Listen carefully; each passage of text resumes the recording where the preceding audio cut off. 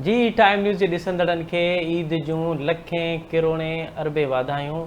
अव्हां time news जी screen ते ही ईद जी स्पेशल ट्रांसमिशन ॾिसी रहिया आहियो ऐं गुज़िरियल 2 ॾींहंनि खां यानी ईद जे पहिरें ॾींहुं ऐं ॿिए ॾींहं ते अव्हां टाइम न्यूज़ जी स्क्रीन ते ॾाढा सुहिणा चहिरा, ॾाढा सुठा माण्हुनि जी अव्हां गुफ़्तगू ॿुधी।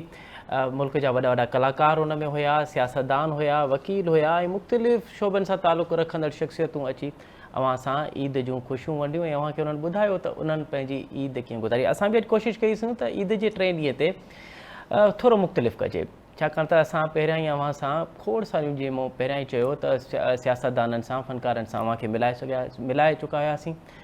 त असां सोचियोसीं त छो न ईद जे अॼु 3 ॾींहं ते अव्हां सां सितारनि सां अव्हांजी कचहरी कराइजे। हू चवंदा आहिनि त आते हैं ज़मीं पे कभी ये चांद सितारे। त अॼु असांजे हिन स्टूडियो में ऐं ईद जी स्पेशल ट्रांसमिशन में असां सां जेके गेस्ट मौजूदु आहिनि कंहिं तारीफ़ जो मोहताज न आहिनि, ही ज़मीन ते आसमान जा सितारा आहिनि ऐं असां सां गॾु मौजूदु आहे शहज़ादी राय। शहज़ादी राय पाकिस्तान जी पहिरीं ट्रांस एक्टिविस्ट आहे ऐं पहिरीं ट्रांस KMC जी मेंबर आहे। KMC जी पहिरीं मेंबर आहे। हुन सां गॾोगॾु आहे ज़हरिश जेका आहे उहा टाउन कमेटी सफ़ूरा जी मेंबर आहे, जिया सां तालुक़ु अथनि ऐं ट्रांस एक्टिविस्ट आहे। ऐं हुन सां गॾोगॾु आहे गुड़िया मुग़ल ट्रांस एक्टिविस्ट आहे, जिया जी स्पोक पर्सन आहे ऐं ट्रांस एक्टिव आहे। जीअं मूं पहिरियां ई चयो त ट्रांस जे हवाले सां, ट्रांस जे राइट्स जे हवाले सां उहे मुतरिक़ आहिनि। अॼु असां इन्हनि सां कचहरी कंदासीं, इन्हनि खां मालूम कंदासीं त ईद ही कीअं सेलिब्रेट कंदा आहिनि। ईद ईअं ई सेलिब्रेट कंदा आहिनि जीअं आम शहरी, जीअं आम मुसलमान सेलिब्रेट कंदो आहे या हिन जी थोरी मुख़्तलिफ़ हूंदी आहे, इहो मालूम कंदासीं। हा, ऐं मां तव्हांखे ॿुधाईंदो हलां त ईद जी हिन स्पेशल ट्रांसमिशन सां असां सां ताउन कयो आहे ज़ीरा प्लस लाइ। चयो वेंदो आहे त हर चाय अधूरी है ज़ीरा प्लस के बिना। हा, इहा ॻाल्हि सही आहे त ज़ीरा प्लस खां सवाइ चांहि अधूरी आहे। जी शहज़ादी, ईद जा 2 ॾींहं गुज़ारिया, 3 ॾींहं ते तव्हां हिते असां सां गॾु आहियो, कीअं गुज़ारियो 2 ॾींहं, किथे किथे वियो, अव्हां वटि केरु आयो? अच्छा, मां ईद में घर में ई हुअमि खणो ऐं पंहिंजे घर में मां ईद गुज़ारण खे प्रिफर कंदी आहियां। ख़ासि कर जेकी असांजी वॾी ईद हूंदी आहे, इन ते त मां घर में ई हूंदी आहियां घणो।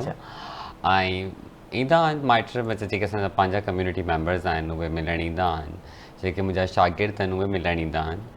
त बसि पोइ उन्हनि सां गॾु ईद गुज़ारिया। तव्हांजूं धीअर बि ईंदियूं तव्हां सां? हा, उहे बि ईंदियूं। ॿार बि ईंदा आहिनि, ख़र्ची बि वठंदा? ख़र्ची ॾींदा बि आहिनि के त। हा, पोइ 2 ॾींहं उन्हनि सां गुज़ारिया? 2 ॾींहं उन्हनि सां गुज़ारिया। पोइ शहर खां ॿाहिरि न वियो, शहर में वियो, घर में ई हुयो? घर में। पोइ अच्छा, घर में वियो, छा खाधव, छा पचायो? हिन लाइ त चवंदो आहे त हे जेका आहे वॾी ईद आहे ऐं गॾोगॾु मिठी ईद बि आहे। छा कुकिंग कंदा आहियो या अञा बि फुड पांडा ते गुज़ारो? ईद वारा ॾींहं बि फुड पांडा? न, मूंसां गॾु जेकी रहंदी आहे उहा ॾाढी सुठी मतिलबु शेफ़ आहे ऐं ॾाढी सुठी मानी पचाईंदी आहे। उन पहिरीं ॾींहं ईद ते बिरयानी पचाई, ॿिए ॾींहं असां कोरमो पचायोसीं। अच्छा, हाणे कुझु ॾींहंनि जो गैप वठंदासीं छो जे घणो गोश्त बि न हुजणु घुरिजे, थोरी सब्ज़ी बि हुजे। सही आहे। ज़हरिश, तव्हांजी बि ईद ईअं गुज़री या अञा मुख़्तलिफ़? सभिनि खां पहिरीं त असां सभु thank you so much. Thank U की अॼु जे हिन ईद जे मौक़े ते तव्हां ट्रांसजेंडर कम्यूनिटी या ख्वाजा सिरा कम्यूनिटी खे तव्हां जेको न यादि कयो आहे, तव्हांजे लाइ वधीक घणो शुक्रिया। त इन हवाले सां ईद जो ॾींहुं मतिलबु हिकिड़ो स्पेशल ॾींहुं हूंदो आहे। तव्हां ख़बर आहे, हीअ ईद नंढड़ी ईद वांगुरु जेके मनाई न वेंदी, हिन में वधीक कंसर्न छा हूंदो आहे, उहा जेके न कुर्बानी थींदियूं आहिनि, वरी गोश्त विराइबा आहिनि। त मूं वटि अल्हम्दुलिल्लाह मां हिकिड़ी बेनिफिट इहा आहे त मां पंहिंजी फैमिली सां अटैच रहंदी आहियां, कुर्बानी थींदी आहे। पोइ असां वरी जेको न गोश्त माइटनि में, ॿिए पंहिंजे जेके ॿिए कम्यूनिटी मेंबर्स में, हिन खां वधीक जेको ग़रीबनि जो हिसो उन में बि बाटण में असां पूरो हुन में जेको न पंहिंजो इनपुट ॾींदा आहियूं। ॿियो बड़ी इलाही शौक़ु सां जेको न असां बि जेके न इहो ॾींहुं मल्हायो वेंदा आहिनि। जी, ॿियो खाइण पीअण जी जॾहिं ॻाल्हि ईंदी आहे त हुनजे लाइ बि जेके न काफ़ी मतिलबु बारबेक्यू पार्टी, सेकेंड डे हिकिड़ो स्पेसिफिक असांजो ॾींहुं हूंदो आहे फैमिली जो, जंहिंमें सेकेंड डे वरी ॾींहुं असां बारबेक्यू पार्टी कंदा आहियूं, सॼा मतिलबु भेण भाउ मिली करे। हिकिड़ो स्पेशल टाइम गुज़रंदो आहे, पर इहा हर कम्यूनिटी मेंबर जे लाइ ख़ुशी जी ॻाल्हि न आहे हूंदी। हा, बिल्कुलु ख़ुशियूं न हूंदियूं। थोरो सो हिन में अगरि ॾिठो वञे त असांजी कम्यूनिटी जे डायनामिक में अगरि ॻाल्हि थिए थी त हुन में कम्यूनिटी खे अक्सर जेको आहे न घरनि मां घर वारा उहे एक्सेप्टेंस न आहे ॾींदा। अक्सर ई अक्सर घणो करे असांजा जेका कम्यूनिटी मेंबर आहिनि उहे अकेली पंहिंजी ईद गुज़ारींदा आहिनि। बिल्कुलु। कुछ शागिर्दनि सां गुज़ारींदा आहिनि, कुछ वरी अकेला बि गुज़ारींदा आहिनि। इहा केॾी बदकिस्मती आहे त ईद आहे ई तव्हांजी, पर बदकिस्मती असां नथा चई सघूं छो की इहो हिकिड़ो सिस्टम असांजे पर बदकिस्मती माना इन सेंस में न त उहा तव्हां जेको ख़ुदा जे तरफ़ां आहे या तव्हांजी क़िस्मत में आहे, पर सोसाइटी जे रवैयनि जे सोसाइटी जो रवैयो जेको न उन्हनि खे इन शयुनि ते मजबूर करे थो। सोसाइटी प्रेशर बाक़ी दुनिया में त शायदि एॾो ईअं न हूंदो हुजे, बाक़ी दुनिया में मामला अञा कुझु बहितर हूंदा हुजनि, पर हिते छाकाणि त हीअ असांजी ओप्रेस्ड क्लास आहे, ओप्रेस खां बि ओप्रेस क्लास, माना अगरि को चए त को सोसाइटी जो को पीढ़ियल तरीन तबिको हूंदो त मां नथो सम्झां त ट्रांस खां वधीक हिते अञा असांजा जेके रिलीजियस माइनॉरिटी आहिनि उहे बि पीढ़ियल आहिनि, पर हीअ त वरी उन्हनि खां बि वधीक पीढ़ियल आहिनि। सो बहरहाल सीरियस ॻाल्हियूं नथा कयूं, ईद जो टियों ॾींहुं आहे ऐं तव्हांजी ईद ईअं गुज़रंदी आहे। गुड़िया की ईद कैसे गुजरती है? मेरी ईद सुबह उठते हैं, नमाज़ पढ़ते हैं ईद की नमाज़ पढ़ी और उसके बाद मोहल्ले में कुर्बानी हो रही थी। हाँ। मोहल्ले वाले आए, मिल के गए, गोश्त दे के गए, बस वही गोश्त खाया और ईद मिली। बाकी मेरे स्टूडेंट्स हैं वो आए मुझे ईद मिलने के लिए, और घर से तो कॉल कोई भी नहीं आई। कभी किसी ईद पे कभी किसी ने कॉल नहीं किया? नहीं, बहनें करती हैं। बहनें करती हैं? जी, वो राब्ते में है? बहनें करती हैं, माँ करती हैं, भाई नहीं करते हैं। अच्छा, तो इस ईद पे कॉल वॉल नहीं आई? नहीं, भाइयों की तो नहीं आई, बहनों की आई है। ठीक है, उम्मीद करते हैं क्या पता रात तक आ जाए। जी शहज़ादी, कम्युनिटी सां ईद कीअं सेलिब्रेट कंदा आहियो तव्हां? हिकु त तव्हांजे ॿुधायो त तव्हांजा स्टूडेंट्स तव्हांजा धीअर ईंदा आहिनि, ॿियो इन खां अलावा को कम्युनिटी जी गैदरिंग थींदी जीअं असां नौजवान पाण में यार दोस्त घुराए बारबेक्यू पार्टी कंदा आहियूं जीअं ज़ारिश चए पई? हाँ, इहो ई सभु थींदो आहे। ईंदा आहिनि घर में, मानी वानी खाईंदा आहियूं, कचहरी कंदा आहियूं ऐं सुठा सुठा कपिड़ा पाईंदा आहियूं, घर में पाण में टिकटॉक्स ठाहींदा आहियूं।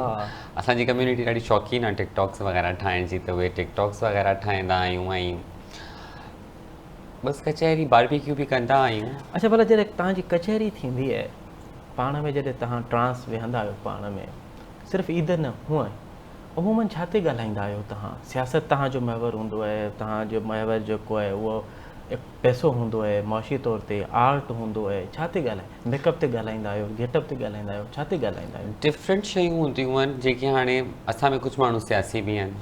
हाणे जॾहिं मां महरब सां मिलंदी आहियां या हिना सां मिलंदी आहियां त मां सियासत ते ॻाल्हाईंदी आहियां। अच्छा, असां ईअं ॾाढो असांखे इंजॉय कंदा आहियूं सियासी हिकिड़ी गुफ़्तगू खे, न हा, हिकिड़ी प्रोग्रेसिव सियासी गुफ़्तगू, हिकिड़ी लेफ्टिस्ट जी गुफ़्तगू जेकी हूंदी आहे। ज़बरदस्त। मां ज़ैरिश सां मिलंदी आहियां त मां ज़ैरिश जे हिसाब सां ॻाल्हाईंदी आहियां, छो जो ज़ैरिश जो मूंखे ख़बर आहे उहो डेवलपमेंट सेक्टर वारो माइंड आहे फलाणी, ऐं ज़ैरिश मुंहिंजी ऑफिस में प्रोजेक्ट मैनेजर बि आहे, त अक्सर ब बेशितर ऑफिस जूं ॻाल्हियूं ऐं या त इहो ई चई छॾींदी आहे ज़ैरिश काफ़ी दफ़ा त फलाणी ईमेल जो जवाबु न ॾिनो अथई, अञा ताईं हे रिपोर्ट कोन ठाहे ॾिनी अथई, अञा हे न कयो अथई, त वेरी कंदो आहे। ऐं का नंढी हूंदी आहे, का जवान हूंदी आहे, उहा फैशन जो ॻाल्हाईंदी आहे, ट्रेंड जो ॻाल्हाईंदी आहे, टिकटॉक्स जो ॻाल्हाईंदी आहे, अॼुकल्ह कहिड़ा ट्रेंड्स था हलनि, कहिड़ी मॉडल फेमस आहे, त डिफरेंट हूंदो आहे। सभु टॉपिक्स ते ॻाल्हाईंदा आहियूं, बट इहो डिपेंड कंदो आहे इंडिविजुअली त तव्हां कंहिंसां गॾु वेहो था ऐं कहिड़ी गैदरिंग आहे। हाणे फंक्शन वारा माण्हू आहिनि, कुझु असांजी कम्युनिटी फंक्शन कंदी आहे त उहे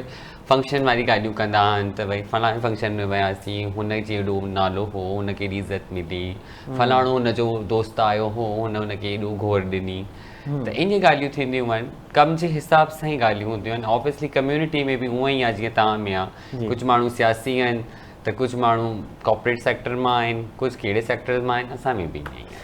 अच्छा, हीअ सवाल मूंखे ख़बर न आहे करणु घुरिजे या इनखे स्किप कजे, पर कयूं था। तव्हां कराची में जेके ट्रांस आहिनि उहे सभु मुस्लमान आहिनि या मुख़्तलिफ़ रिलीजन सां तालुक़ु रखंदड़ आहिनि? मुंहिंजे ख़्याल सां इहो सवाल करणी तव्हांखे न घुरिजे आहे। न, मां इन करे पियो चवां त जेसिताईं मूंखे ख़बर आहे त ट्रांस में वाहिद कम्युनिटी आहे जिते इहो ॾिठो ई न वेंदो आहे बिल्कुलु, त इन जो रंग कहिड़ो आहे, नस्ल कहिड़ो आहे, ज़बान कहिड़ो आहे, जॾहिं हू उनखे एडॉप्ट कंदा आहिनि त पोइ हू सभु पाण में गॾु थी वेंदा आहिनि। न, पर असां में पूरो फ्रीडम जो हिकिड़ो रिलीजियस फ्रीडम हूंदो आहे। अगरि केरु हिंदू आहे त उहो हिंदू पंहिंजी रस्मात जे हिसाब सां ॻाल्हाईंदो आहे, रहंदो आहे। सवाल जो मक़सदु बि इहो हुयो त जॾहिं उन्हनि जा ॾींहं ईंदा आहिनि, मिसाल असां होली सेलिब्रेट कंदा आहियूं, न असां बि कंदा आहियूं, सेलिब्रेट कंदा आहियूं, त पोइ तव्हां उन्हनि सां कीअं सेलिब्रेट कंदा आहियो? ईअं सेलिब्रेट कंदा आहियूं। असां में जेको हिकिड़ो मेन फैक्टर इहो ई आहे त असांजी अगरि होली आहे न त असां बि ओतिरो इंजॉय कंदासीं जीअं असांजो त्योहार आहे। क्रिश्चियंस असांजी कम्युनिटी में वधीक आहिनि, जॾहिं हिननि जो ईस्टर ईंदो आहे, गुड फ्राइडे ईंदो आहे, क्रिसमस थींदो आहे, त पाण असां मतिलबु हाणे असांजो हिकिड़ो लाइफ जो हिसो ठही वई आहे। जीअं तव्हांजा त्योहार में ॿई दूं ईंदियूं आहिनि न, असांजो काफ़ी ईंदा आहिनि। असांजे त्योहार में ॿ न कुझु वधीक ईंदियूं, मतिलबु धरती जूं जेके बि ईदूं आहिनि उहे असां सभिनी जूं ईदूं आहिनि। असां जो इहो ई आहे, मां सम्झां थी मतिलबु हिकिड़ी आइडियल कम्युनिटी अगरि इन हिसाब सां ॾिसियो वञे त का बि पाण में को रेसिस न आहिनि, पाण में मज़हब जी का इंतिहा पसंदी न आहे। अगरि पाकिस्तान में मतिलबु एग्ज़िस्टेंट अगरि का कम्युनिटी मौजूदु आहे, बिल्कुलु सही, जेकी इन शइ जी आइडियल आहे, जेकी मुकमल रवादार आहे, सेक्युलर आहे, त उहा ही आहे जिते इहो ॾिठो ई न। अच्छा, ऐं इंतिहा पसंदी सिर्फ़ु मज़हब बि न थींदी आहे, इंतिहा पसंदी ज़बान जे बुनियाद ते थींदी आहे, रंग जे बुनियाद ते थींदी आहे, ऐं कल्चर जे बुनियाद ते थींदी आहे, क्लास जे बुनियाद ते त थींदी ई थींदी आहे। पर ही ॾाढी ज़बरदस्त आहे। ऐं अख्तर बुलट साहिबु ॾाढो तफ़सीली लिखियो तीसरी जिन्स, उन में हुन इहा शइ ऐड कई त मूंखे जेका पाकिस्तान जी धरती ते अगरि को रवादार मिलियो या सेक्युलर मिलियो बाय एक्ट, सिर्फ़ु बाय नॉट सिर्फ़ु चवण ई हद ताईं न, अमली हद ताईं, त मूं सिर्फ़ु ट्रांस खे ई ॾिठो। इन जे करे इन खे कनेक्ट पिया कयूं। जी ज़ाहिरिश, अवां ॿुधायो। सभिनि खां पहिरीं मां त इहो चवंदुमि की असांजी जेकी कम्युनिटी न उहा त हिकिड़ी बेस्ट एग्ज़ाम्पल आहे डेमोक्रेसी जी।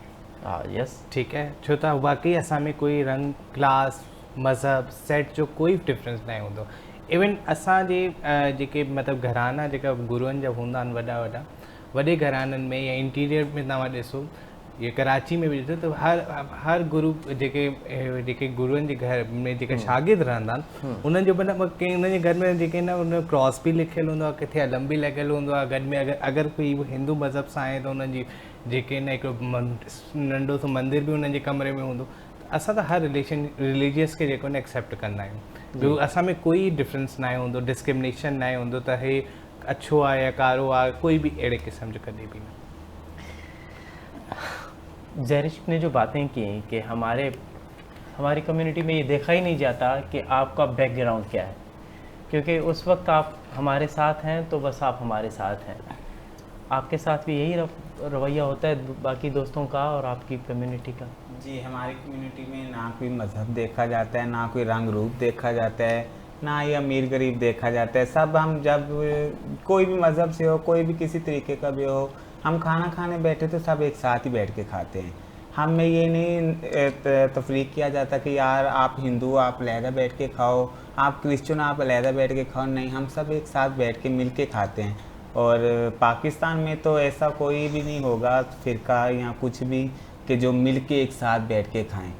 अगर देखा जाए तो हमारी कम्युनिटी में ये चीज़ को बहुत अहम समझा जाता है कि हम किसी में डिफरेंस नहीं रखते, किसी को एक दूसरे पे तफरीक नहीं करते। बिल्कुल सही, बिल्कुल सही, और यही तो खूबसूरती है। यही और इवन हमारी जो जनरल पब्लिक है, अगर हम वहाँ उनकी तरफ आ जाएं तो बहुत ज़्यादा क्लासेस का सिस्टम है। अमीरों का अलग कानून है, गरीब का अलग कानून है, मिडिल क्लास की एक अलग ज़िंदगी है, और उनके लिए इस पर एक अलग ही रवायत है।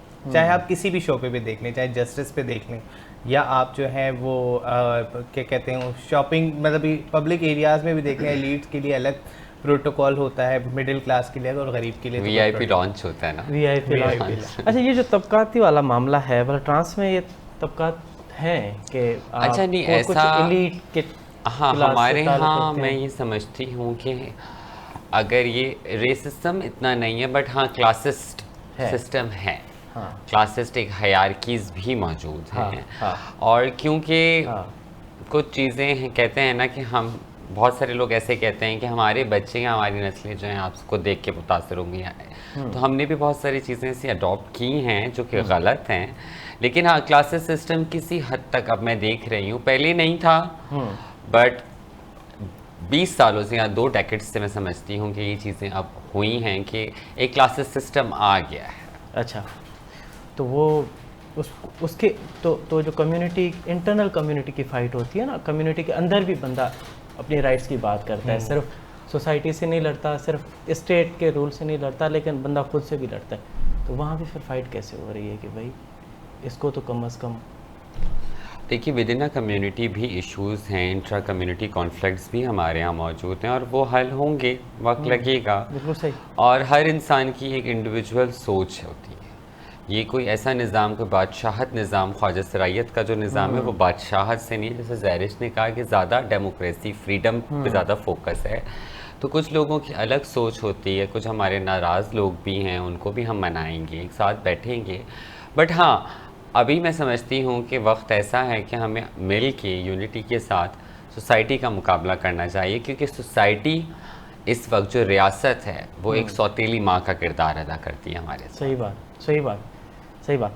अच्छा ज़ैरिश, मूं जॾहिं 2000 शायदि 2009 जी ॻाल्हि, 19 जी ॻाल्हि आहे या 20 जी ॻाल्हि आहे, जॾहिं पहिरियों दफ़ो औरत मार्च थियो त मां रिपोर्टिंग पियो कयां। 2018 जी हा 2019 जी ॻाल्हि। 18 जी त आउं रिपोर्टिंग पियो कयां त मूं रिपोर्ट कंदे उते मूं कुझु ट्रांस ॾिठा ऐं मूं हुननि खे चयो त भला तव्हां ॿुधायो, अॼु शायदि पहिरियों दफ़ो ई एॾी वॾी मार्च पई थिए फेरियर हाल में, जंहिंमें हज़ारे न त बि सवें औरतूं आहिनि ऐं उहे पंहिंजी राइट्स जी ॻाल्हि कनि थियूं पियूं, उहे पंहिंजा स्लोगन खणी, पंहिंजी पसंदि जा स्लोगन कनि थियूं पियूं।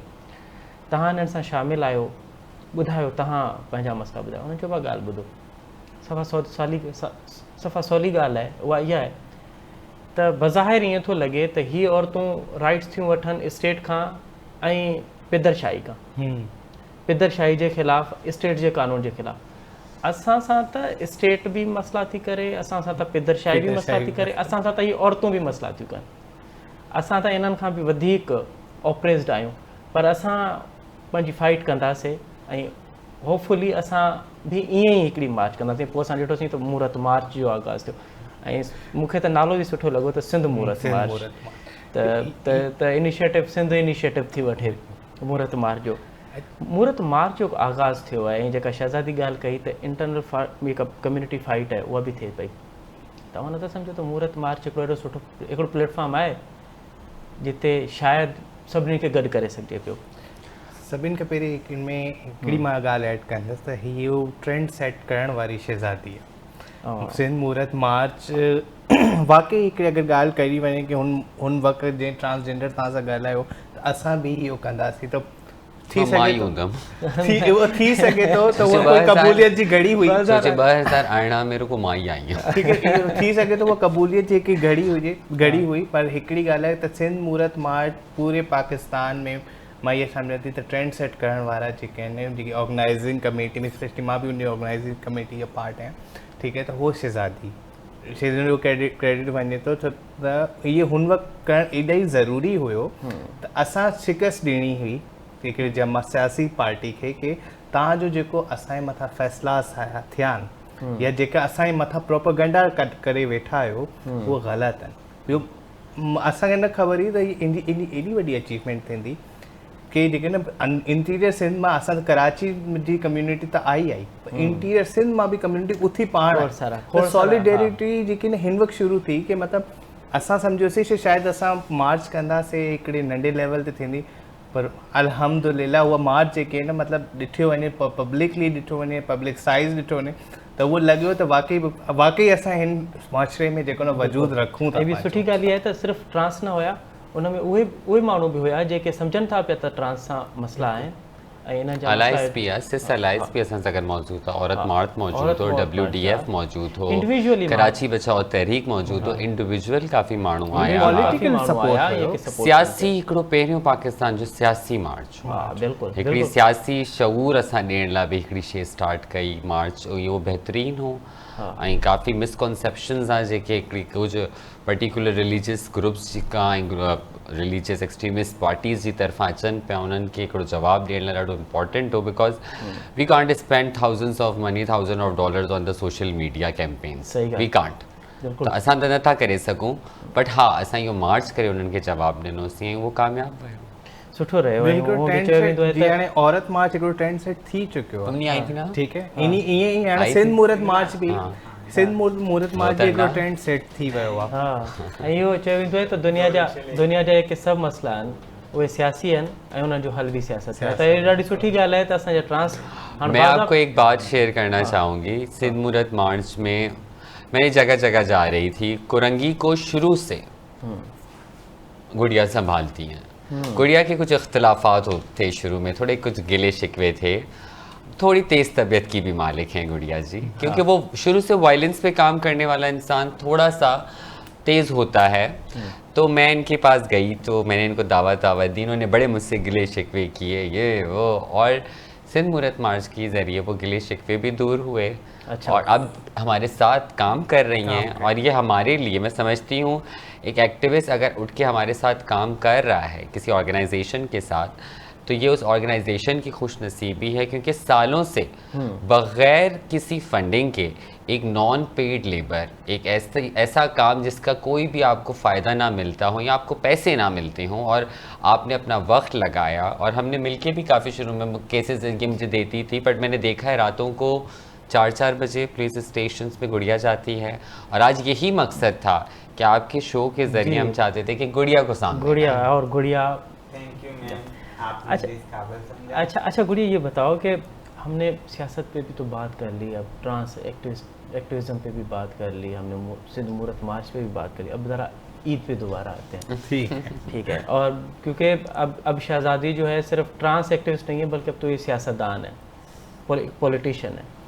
तो आप ये बताइए कि ईद की शॉपिंग ट्रांस कैसे करते हैं, और तुम कैसे करती हो, कहाँ से करती हो, क्या क्या ख़रीदती हो, ब्यूटी पार्लर जाती हो या खुद ही सब कुछ करती हो? ये तो बहुत डिफरेंट सा सवाल आपने पूछे। देखा जाए तो ये हमारी पॉकेट मनी से पता चलता है कि हम कहाँ से खरीदेंगे।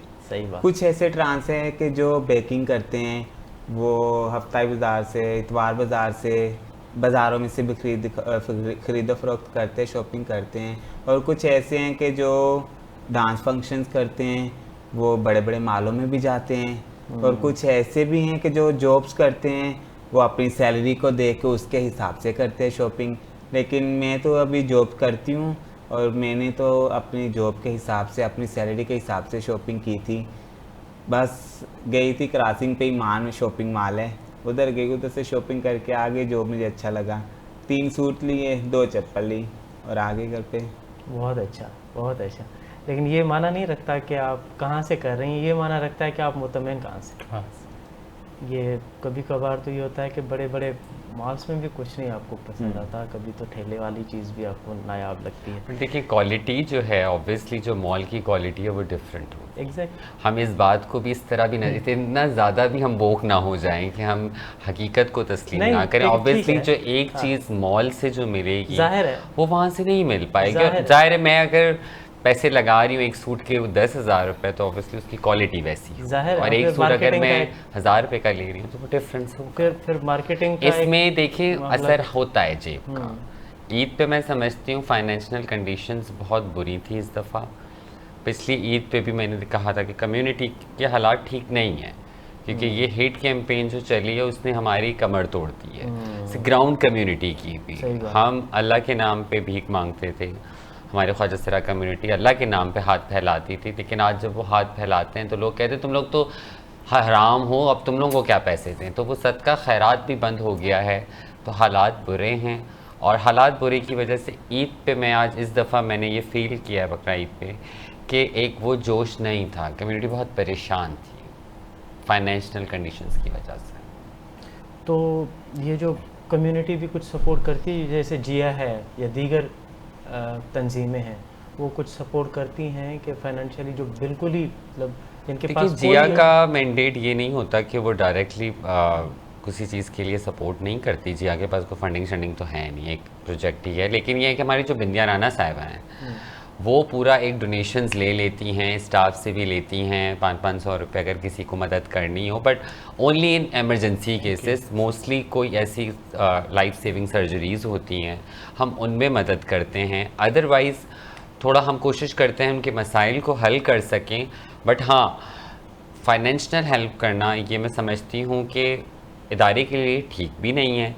कोई हाँ लाइफ सेविंग बात है वो अलग है, लेकिन हाँ अगर हम अपनी कम्युनिटी को इस तरह की आदत डाल देंगे कि हम इदारा पैसे देगा तो फिर मामला बिगड़ जाएंगे। मगर मैंडेट हमारा ये होता है कि हमने कम्युनिटी को एम्पावर्ड करना है, इतना एम्पावर्ड करें कि वो खुद रिसोर्सेज अपने डेवलप करें। क्योंकि अगर आप किसी को मदद करते ही रहेंगे तो वो फिर उस मदद का जो है वो आदी हो जाएगा, फिर वो कहेगा कि हमें एक मतलब सपोर्ट सिस्टम यहाँ से मौजूद है, हम इस सपोर्ट सिस्टम के तहत ही जो अपनी ज़िंदगी गुजारें। मगर हमें लोगों के रवैयों को भी बदलना है, उनके लाइफस्टाइल को भी बदलना है, उनके सोशल वेल बीइंग स्टेटस को बेहतर करना है।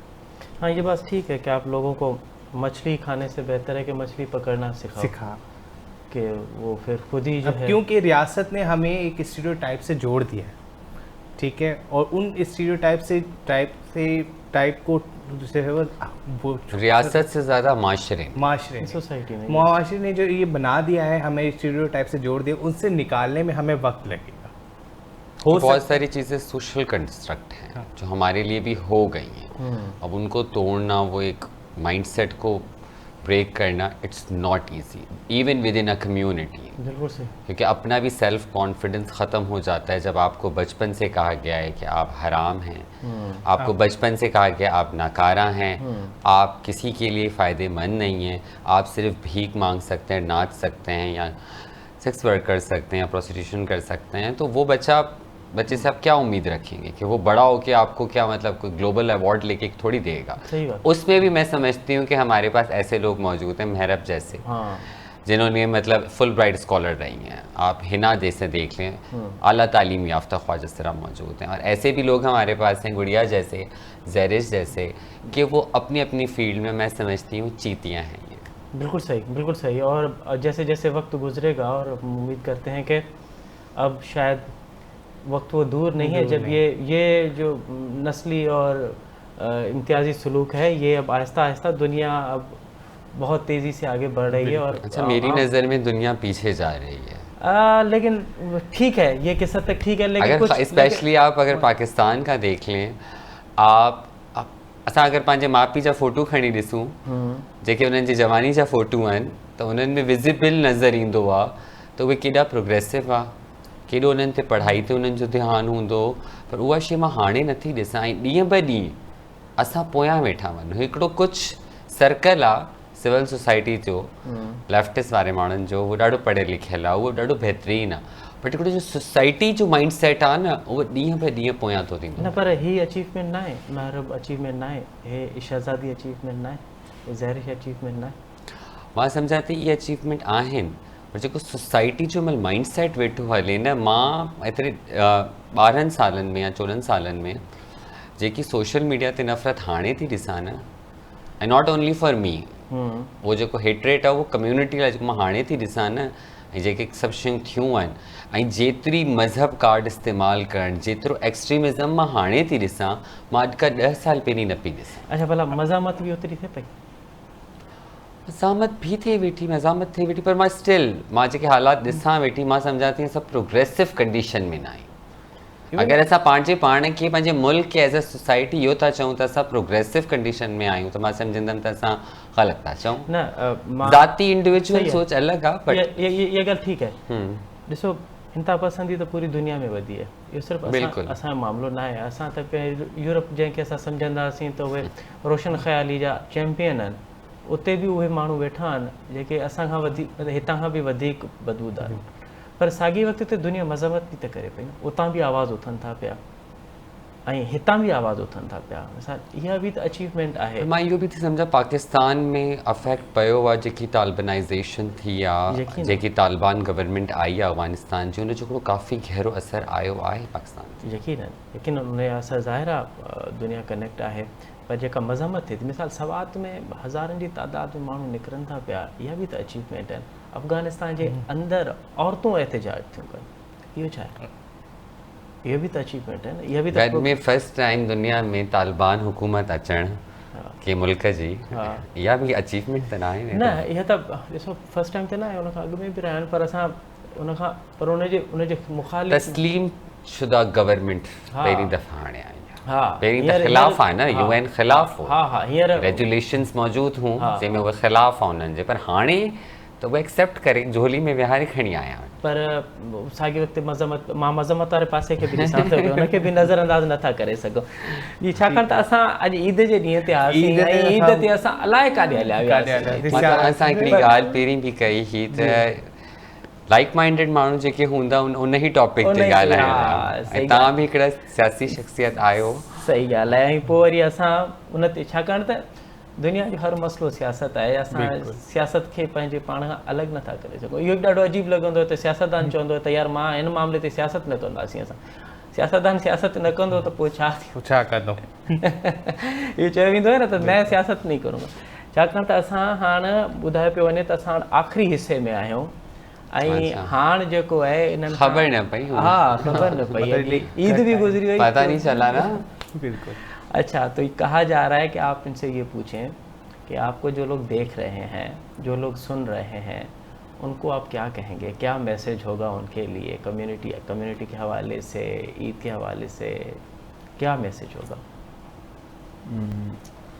अवाम तो कहते हैं घर वाले तो सलूक जो करते हैं सो करते हैं, लेकिन बाहर वाले हमारे साथ अच्छा सलूक करते हैं। कुछ लोग होते हैं जो अच्छा सलूक भी करते हैं, हमें बहुत इज्जत देते हैं, अपने घरों में बुला के हमें उस जगह पे बिठाते जहाँ पे वो खुद बैठे होते, खुद खड़े होके हमें बिठाते नहीं, आप बैठें। बहुत अच्छा। जैसे कि सिंधी लैंग्वेज में सिंधी जो होते हैं वो हमारे को फ़कीर करके बोलते हैं, और वो हमें इतनी इज्जत देते हैं कि जैसे उनके घर में कोई पीर आ गया हो। सिंधियों में ये मैंने देखा है बहुत ज़्यादा। और घर वाले जो होते हैं वो तो हमें हकारत की नज़र से देखते ही हैं, वो इसलिए देखते हैं कि शायद हम उनके लिए बेइज्जती हैं, उनके लिए बेइज्जती का बायस हैं घर वाले जो होते हैं। सही।